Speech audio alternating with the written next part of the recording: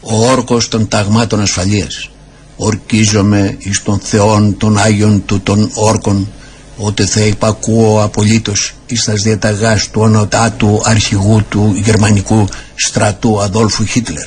Θα εκτελώ πιστός άπασας τας ανατεθισόμενας μου υπηρεσίας και θα υπακούω ανεφόρον εις τας διαταγάς των ανωτέρων μου. Γνωρίζω καλώς ότι δια μίαν αντίρρηση εναντίον των υποχρεώσεών μου, τας οποίας δια του παρόντος αναλαμβάνω, θέλω τιμωρηθεί παρά των γερμανικών στρατιωτικών νόμων.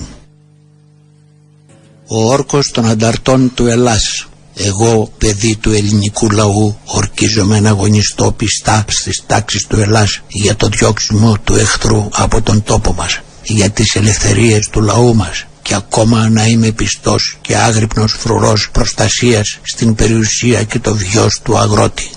Δέχομαι προκαταβολικά και την ποινή του θανάτου, ανατιμάσω την ιδιότητά μου ως πολεμιστής του έθνους και του λαού, και υπόσχομαι να δοξάσω και να τιμήσω το όπλο που κρατώ και να μην το παραδώσω εάν δεν ξεσκλαβωθεί η πατρίδα μου και δεν γίνει ο λαός νοικοκύρης στον τόπο του.